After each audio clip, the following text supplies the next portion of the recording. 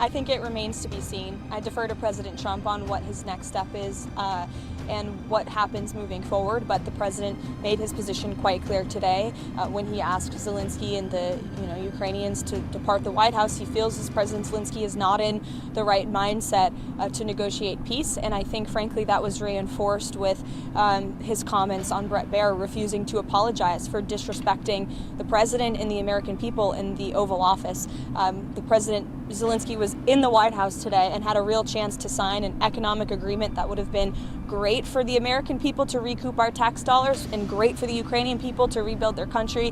And unfortunately, he blew the deal up in his own face. Trump's strongman fantasy meets geopolitical reality. If this spectacle proves anything, it's that Trump still believes in his own myth as the ultimate deal maker. But international diplomacy isn't a real estate contract, and Ukraine isn't some struggling casino he can muscle into submission. Dismissing Zelensky from the White House like a contestant on The Apprentice doesn't demonstrate strength. It highlights a fundamental misunderstanding of war, alliances, and leadership. Leavitt's framing of Zelensky as a stubborn, desperate leader, ignoring practical realities, is a stunning reversal of truth. I don't think we were expecting anything, to be honest with you. Just on the flip side of this, obviously, there's another player, so is the White House going to ramp up negotiations with Putin, with Russia? Could the president potentially travel to meet President Putin sooner than later? I'm not tracking anything in terms of next steps in the engagement with Putin and the Russians. The president has made it clear always that both sides need to talk equally to bring both sides to the table to negotiate a deal. And in a good deal, any good deal, whether it's in business or in politics, both sides usually walk away a little bit unhappy. Unfortunately for Zelensky, I think he refuses to recognize the practical reality of this war. It's been going on for years. His countrymen are dying, and the people who have been funding this effort, the American people, are sick and tired of footing this bill. So it's a much different situation for him than it was 3 years ago. And as President Trump said today, he doesn't have any cards. The cards are not in his favor. They're in President Trump's favor. There's a new leader in the White House who has much different priorities than the last administration. He wants peace. He wants the war to end, and it doesn't seem like Zelensky wants that quite yet. Switching gears real fast, Karoline.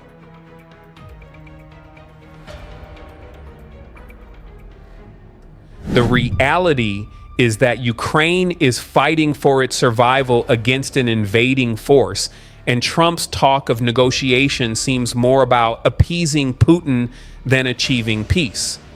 If anything, the biggest takeaway here is that Trump isn't posturing as an American leader. He's acting like an auctioneer, ready to sell out Ukraine at the first opportunity. This moment wasn't about diplomacy, it was about dominance. And if history has taught us anything, Trump's eagerness to cozy up to authoritarian leaders while undermining democratic allies is a dangerous game. The question is, how much will America and its allies lose before Trump gets tired of playing? Mr. Vice President, I'm sorry. It's going to be a tough deal to make because the attitudes have to change. What if Russia breaks ceasefire? What if Russia breaks peace talks? What do we do then? I understand that it's a heated conversation right now. What are you saying? She's asking, what if Russia breaks the ceasefire? What if anything? What if a bomb drops on your head right now? Okay? What if they broke it? I don't know. They broke it with Biden because Biden, they didn't respect him. They didn't respect Obama. They respect me. Let me tell you, Putin went through a hell of a lot with me. He went through a phony witch hunt where they used him and Russia. Russia. You ever hear of that deal? That was a phony Hunter Biden, Joe Biden scam. Hillary Clinton, Shifty Adam Schiff. It was a Democrat scam. And he had to go through that. And he did go through it. We didn't end up in a war.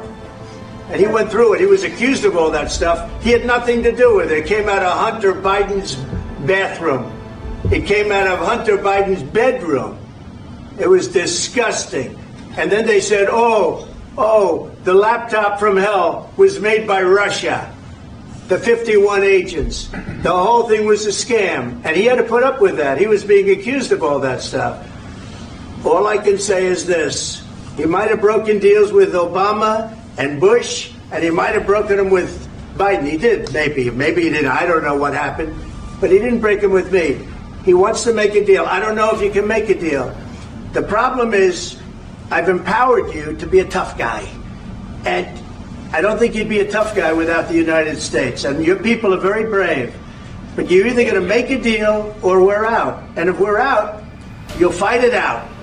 I don't think it's going to be pretty, but you'll fight it out. But you don't have the cards. But once we sign that deal, you're in a much better position. But you're not acting at all thankful. And that's not a nice thing. I'll be honest, that's not a nice thing. All right, I think we've seen enough. What do you think? Huh? This is going to be great television, I will say that. All right. We'll see what we can do about putting it together. Thanks. I need the back of We'll see. I don't know. He was more interested in Zelensky's submission than in peace. Let's not ignore Trump's bizarre historical revisionism. By developing a narrative that Putin respected him, he ignored the fact that Putin made his move on Ukraine after Trump had weakened NATO, repeatedly praised authoritarian leaders, and cut off aid to Ukraine in a scandal that led to his first impeachment. Even more striking, Trump said nothing about what would happen if Russia violated the ceasefire. When asked, his response was essentially, what if a bomb falls on your head right now? Underlining how little he cares about the reality on the ground. I will get you all my updates very quickly. Please like my video and subscribe to the channel. Don't forget to turn on the notification bell, and let's move on to our topic. You're right now not in a very good position. You've allowed yourself to be in a very bad position, and he happens to be right about it. From the very beginning of the war. You're not in a good position. You don't have the cards right now. With us, you start having cards. Right now, you don't. You're playing cards. You're playing cards. You're gambling with the lives of millions of people. You're gambling with World War III. You're gambling with World War III. And what you're doing is very disrespectful to the country, this country. That's back to you. Far more than a lot of people said they should have. Have you said thank you once this entire meeting? No, in this entire meeting, have you said thank you? You went to Pennsylvania and campaigned for the opposition in October. Offer some words of appreciation for the United States of America and the president who's trying to save your country. Please, you think that if you will speak very loudly about the war, you He's not speaking loudly. He's not speaking loudly. Your country's in big trouble. Can I Wait a minute. No. You've done a lot of talking. Your country is in big trouble. I know. You're not winning. You're not winning this. You have a damn good chance of coming out okay because of us. Mr. President, we are staying in our country, staying strong from the very beginning of the war. We've been alone, and we are thankful. I said thanks you haven't in been this alone. cabinet. You haven't been alone. In this cabinet. We gave you, through this stupid president, $350 billion. We gave for you your military equipment, and your men are brave, but they had to use our military equipment. If you didn't have our military equipment, this war would have been over in 2 weeks. In 3 days, I heard it from Putin. In 3 days. This is something maybe new. Less. In 2 weeks, of course, yes. It's going to be a very hard thing to do business like this. Again, I tell you. just say thank you. I said a lot of times to American people. Accept that there are disagreements, and let's go litigate those disagreements rather than trying to fight it out in the American media when you're wrong. We know that you're wrong. But you see, I think it's good for the American people to see what's going on. I understand, sir. I think it's very important. That's why I kept this going so long. You have to be thankful. You don't have the cards. You're buried there. Your people are dying. You're running low on soldiers. Listen, you're running low on soldiers. It would be a damn good thing. And then you tell us, I don't want a ceasefire. I don't want a ceasefire. I want to go and I want this. Look. If you could get a ceasefire right now, I tell you, you'd take it so the bullets stop flying and your men stop getting killed. Of course, we want to stop the war. But you're saying you don't want a ceasefire. But I said to you, I want a ceasefire. With guarantees. Because you'll get a ceasefire faster than an agreement. Ask our people about ceasefire, what they think. That wasn't with me. That wasn't with me. That was with a guy named Biden, who was not a smart person. That was with Obama. It was your president. Excuse me. That was with Obama, who gave you sheets, and I gave you javelins. Yes. I gave you the javelins to take out all those tanks. Obama gave you sheets. In fact, the statement is Obama gave sheets and Trump gave javelins. You got to be more thankful, because let me tell you, you don't have the cards. With us, you have the cards. But without us, you don't have any cards. Trump's Oval Office ultimatum: show of strength or show of weakness. If you want an idea of how a second Trump presidency might handle foreign policy, look no further than his recent clash with Ukrainian President Volodymyr Zelensky. In a heated exchange, Trump portrayed himself as the ultimate deal maker, using America's support as a weapon while demanding unwavering gratitude from a leader struggling for his country's survival. His message was clear: without the U.S., Ukraine holds no cards. He explicitly dismissed Zelensky's concerns, telling him to be more grateful and implying that Ukraine would be on its own if it did not accept his terms. Trump's approach was based on domination, not diplomacy.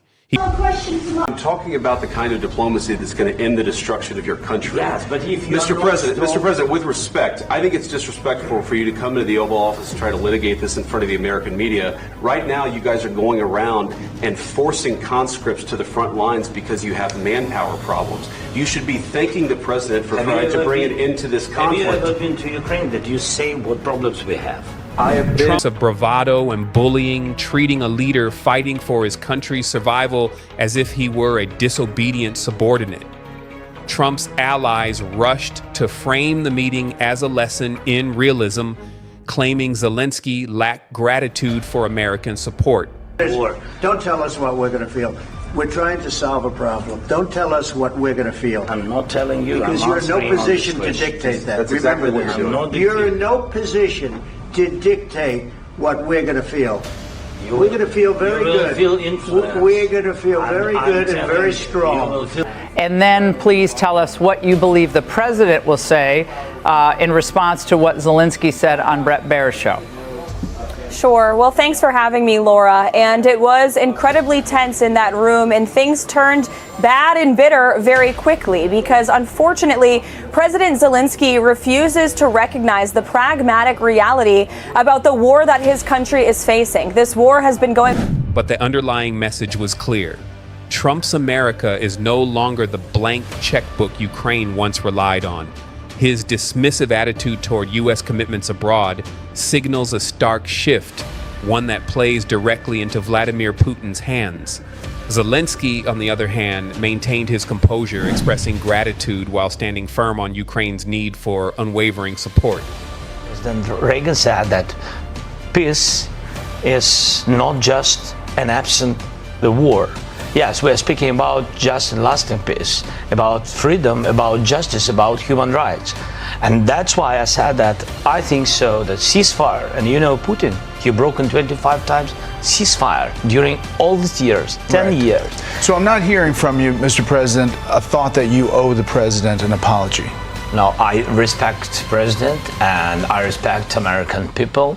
And if, I don't know, if I think that we have to be very open and very honest. He refused to apologize for his position, reinforcing that Ukraine is not just another pawn in Trump's political game.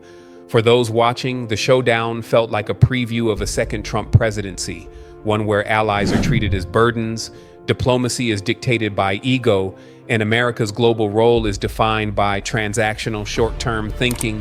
What do you think? Did Trump's performance showcase strength or reckless disengagement? Drop your thoughts in the comments.